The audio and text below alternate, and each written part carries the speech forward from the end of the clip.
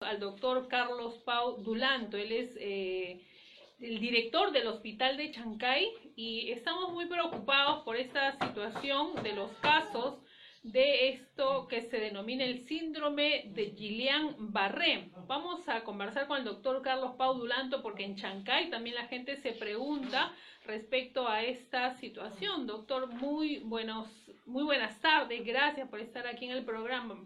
Buenas tardes, Gina, más bien agradecerte siempre el espacio, ¿no? Sí, doctor, coméntenos el hospital de Chancay cómo se prepara. Bueno, hay una declaratoria, ¿no? En toda la región Lima. Coméntenos un poquito en base a eso cómo se va a trabajar acá en Chancay. Bueno, a nosotros nos llega una declaratoria de alerta, ¿no? Básicamente es una alerta epidemiológica y base a esa alerta nosotros tomamos todas las iniciativas, digamos, propias como hospital.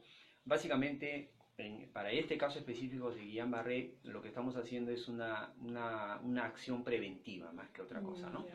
Preventiva, ¿qué significa? De repente decirle a la gente que se lave las manos, que tenga el cuidado respectivo si tiene una enfermedad respiratoria con tipo gripe, por ejemplo, los cuidados que hay que tener al momento de estornudar, situaciones de ese tipo, más que todo desde el punto de vista preventivo. ¿Y por qué preventivo? Porque todavía nosotros no tenemos casos reportados en la localidad. Entonces, bajo ese concepto, mal haríamos en generar una alarma. Claro, pero la gente ya está bastante preocupada. Hemos visto, por lo menos hoy en el mercado, conversamos con algunas personas y tienen cierto temor, ¿no? De que se pueda dar esto en Chancay. Sí, hay bastante temor en realidad. Bueno, ya están circulando varios videos que sería interesante, si es que van a ver algún video, que sean videos realmente serios, como lo que está haciendo el Ministerio de Salud, por ejemplo, Claro. donde hace un relato, digamos, de la enfermedad, pero que tampoco significa que, por un lado, no significa que vayamos a tener la enfermedad en poblaciones de nosotros, pero que tampoco quita que así sea, ¿no? Claro, claro. Doctor, ¿cuáles son los principales síntomas? Lo que vemos es que están recomendando mucho lavarse las manos, ¿no? Pero aparte de eso, que debería ser casi una obligación el hecho de lavarse las manos, pero aparte de eso, ¿cómo es que nos damos cuenta que tenemos esa enfermedad? Bueno, un paciente puede estar en condición de sano primero y comienza a sentir dolores en los miembros inferiores, de repente adormecimiento, Las piernas. ajá, en las piernas, de repente un poquito de dolor, adormecimiento, y que siempre, o la forma clásica por lo menos, va de las piernas hacia arriba, que va subiendo, ¿no? Eso significa que en primera instancia lo podemos sentir en las piernas y después podemos irlo sintiendo en los brazos de repente, ¿no? Pero son básicamente los síntomas que podrían sentir. Ahora, síntomas de malestar, por ejemplo, general, vamos a sentirlo todos, y eso hay que recordarlo y de repente enfatizarlo.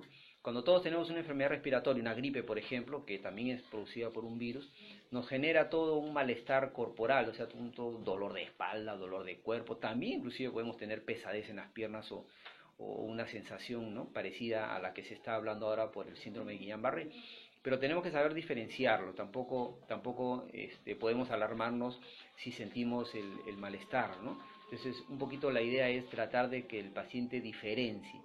Ahora, yo creo que a todos nos ha dado un malestar de cuerpo por la gripe y ahí todos sentimos ya algún tipo de malestar o a nivel sobre todo de las piernas. Pero en este caso habría que diferenciarlo que solamente lo van a sentir en esa localización. Hay una presentación, una variante, digamos, que está comenzando ahora a través de los brazos primero y no primero en las piernas. Pero bueno, es una variante, lo cual significa que no es no es lo más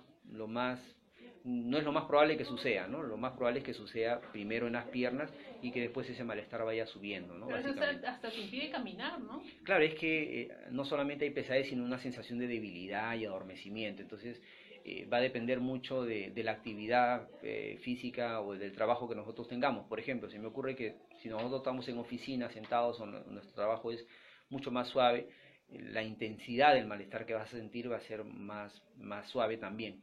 Pero si el trabajo es cargar peso, hacer fuerza, entonces ahí probablemente la sensación de malestar va a ser mucho peor, ¿no? Bueno, doctor, y una consulta, ¿qué causa? ¿Ese es un virus al final? Sí, ¿Ese es un virus? ¿Y sí. qué causa ese virus? ¿Cómo es que llega a nuestro cuerpo? Bueno, nosotros tenemos ahorita los reportes que es parte de la alerta epidemiológica donde nos dice que primero no es contagioso. como tal.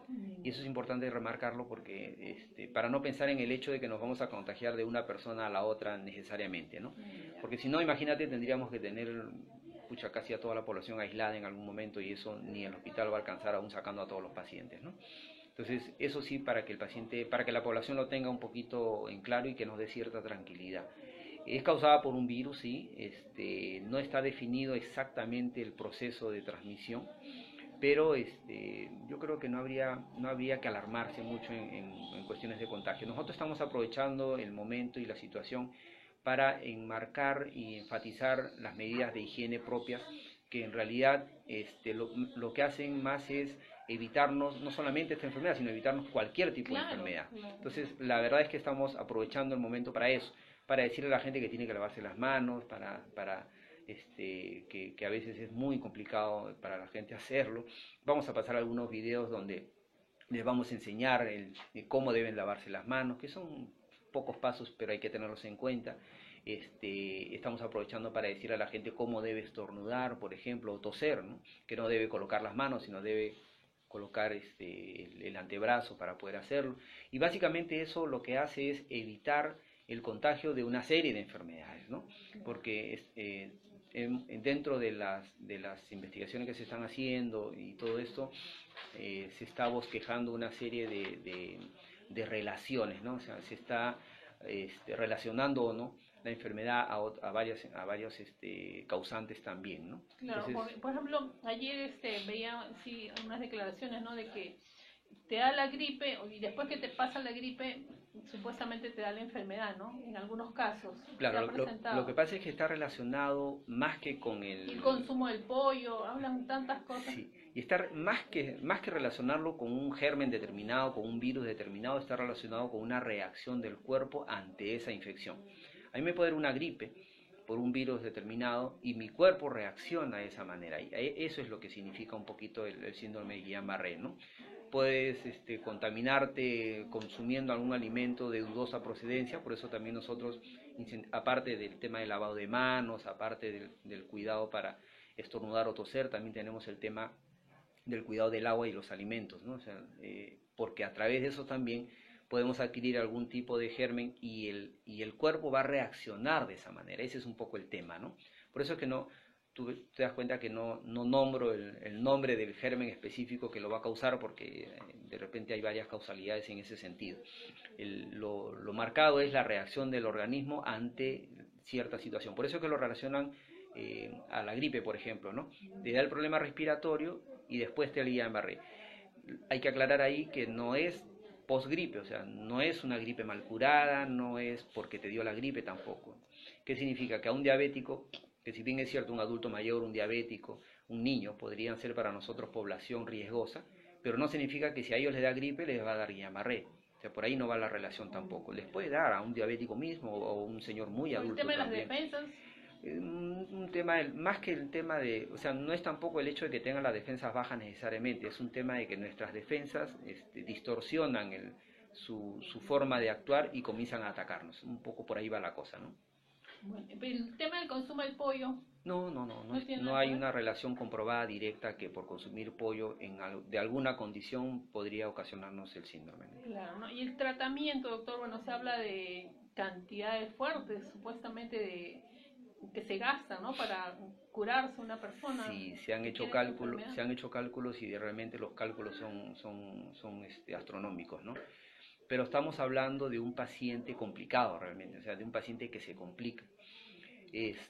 No todos los pacientes que tengan Guillain-Barré se van a complicar. En realidad es un porcentaje muy bajo los que terminan complicándose, gracias a Dios. Se complica porque quizás el médico piensa que es una determinada enfermedad y no está... No necesariamente, porque dentro del proceso de la enfermedad hablamos de 4 semanas para adelante inclusive, que dura todo el proceso desde que se inicia la enfermedad como Guillain-Barré hasta que se termina de complicar, ¿no? O se comienza a complicar.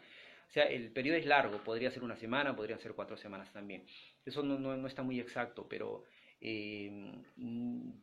por ejemplo, nosotros acabamos de terminar nomás una reunión donde se ha citado a todos los servicios involucrados en lo que para nosotros es el plan de acción preventivo para asumir esta situación de la alerta epidemiológica, donde ha estado, por ejemplo, el laboratorio, han estado los médicos que tienen que atender este tipo de pacientes, ha estado epidemiología, en realidad todos los involucrados han estado ahí y todos hemos dado la opinión y hemos hecho un plan de contingencia que le llamamos, ¿no? En este plan de contingencia esperamos plasmar absolutamente todas las situaciones. ¿Qué significa? Hemos hecho un bosquejo de lo que sería el recorrido de un paciente desde que llega al hospital, sospechoso o no del síndrome de Guillain-Barré. Y siendo sospechoso del síndrome, ¿cuál sería el siguiente paso? ¿Dónde pasa? ¿Dónde le sacan el examen? ¿Cuánto demora el examen? ¿Dónde hay que llevarlo? Si hay que llevarlo a Guaral, al laboratorio referencial, o hay que llevarlo directamente al Instituto Nacional de Salud. O sea, todo eso lo hemos bosquejado, hemos hecho una ruta que debería seguir el paciente y eso nos va a servir a nosotros. Si bien es cierto, no tenemos ningún caso, pero nos va a servir para estar preparados absolutamente del qué hacer y todo el mundo va a saber qué hacer. Ya no necesita llamar a fulano de tal para preguntarle, hoy tengo un caso sospechoso, ¿qué hago? ¿Dónde lo mando? Y eso tienen que hacer todos los hospitales. En realidad sí, ¿no? Es una dinámica, tampoco puedo decir que lo que nosotros estamos haciendo es lo que se debe hacer, lo que se debe hacer a nivel nacional o región, pero sí es algo que nosotros como institución deberíamos hacer. Y sí, bueno, ante tu pregunta, yo diría que sí, pues, ¿no? De alguna manera, y supongo que lo están haciendo, de alguna manera cada hospital o cada institución tiene que evaluar su condición. Y esto pasa desde que nosotros le enviamos un documento a todas las áreas respectivas y les preguntamos cómo están para asumir esta situación si se diera el caso. Entonces ellos tienen que informar, no sé, pues de repente alguien dirá me falta jabón, alguien dirá me falta papel toalla, 50.000 problemáticas que podríamos tener y, por ejemplo, en el caso de nosotros tenemos la UCI, tenemos el equipo completo de especialistas sociólogos, pero por ejemplo si tuviéramos que tener un paciente ya en estado de complicación de síndrome de Guillain-Barré, lo que tenemos deficiencia es, por ejemplo, en la máquina que sirve para tenerlo conectado, que le llaman, ¿no? Entonces, estos aparatos nos faltarían para poder nosotros afrontar esta situación. Tenemos los especialistas capacitados, obviamente, y todo eso, pero esa partecita nos estaría faltando. Entonces, este plan que nosotros estamos haciendo y que debemos terminarlo hoy en la tarde para presentarlo mañana, debería justamente englobar todo eso, ¿no? Con lo que tenemos actualmente, planificado para otras actividades.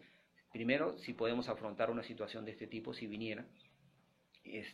No nos olvidemos que, por ejemplo, nosotros necesitamos referir un paciente a Lima y nada nos asegura que nos lo reciban, ¿no? Claro, ustedes tienen que confirmar que se lo van a recibir primero. Estamos asumiendo que por el proceso de la alerta epidemiológica, obviamente los hospitales tienen conocimiento y ante una situación de este tipo nosotros deberíamos hacer la referencia y ellos deberían recibirlo. No deberíamos tener el problema de la recepción.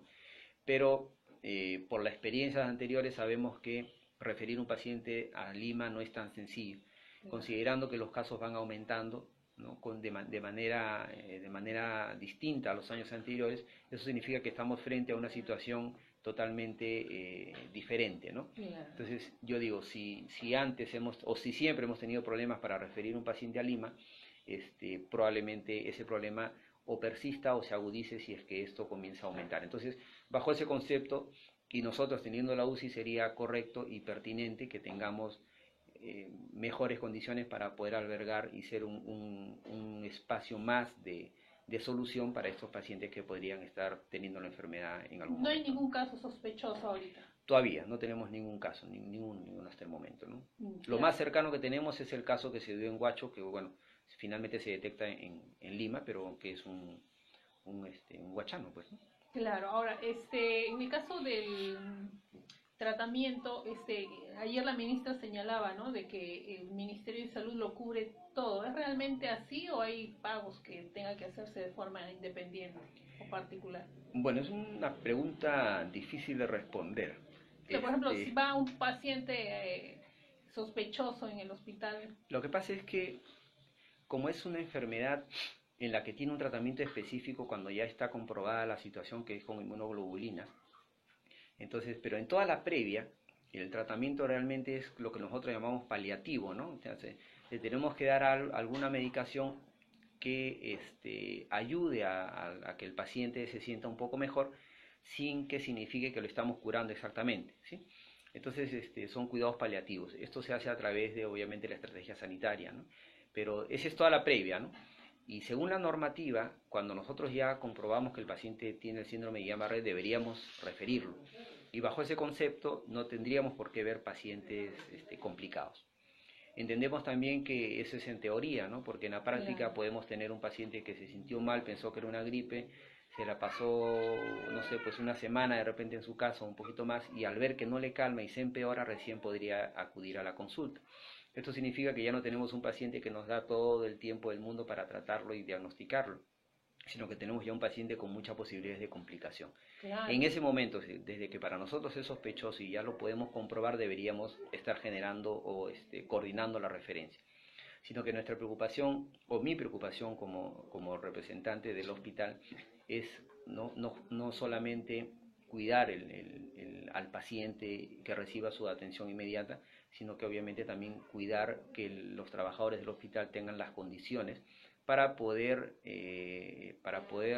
intervenir oportunamente, porque al final nosotros podemos tener mucha intención, pero hay detalles que podrían estar faltando en su momento, que lo vamos obviamente a solicitar a nivel de nuestras instancias respectivas, llámese DIRESA y región, para ver si podemos nosotros de alguna forma, como te decía hace un momento, tener esa capacidad de recepcionar a algunos pacientes en su momento, si fuera el caso, ¿no? Claro, una consulta. La gripe generalmente no la curamos, ¿no? Ujú. Hacemos que pase varios días y se pasa solo, entre comillas, pero ahora considera usted o podría recomendarle a la población que se cure inmediatamente la gripe.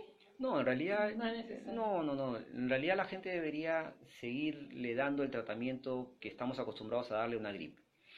Lo único que habría que tener en cuenta es que si los síntomas que comenzamos a observar son los mismos de una gripe común y corriente, o ya esto se está como que saliendo del esquema. Por ejemplo, a una persona le da una gripe y probablemente sienta dolor en todo el cuerpo. Exacto. Ya eso me dura 1, 2, 3 días. Listo. Después de los 3 días, capaz ya eso pasó, va mejorando, me duele menos. Y sí, pues me va quedando la secreción, ¿no?, nasal, me va quedando un poquito de tos y ese malestarcito, ¿no?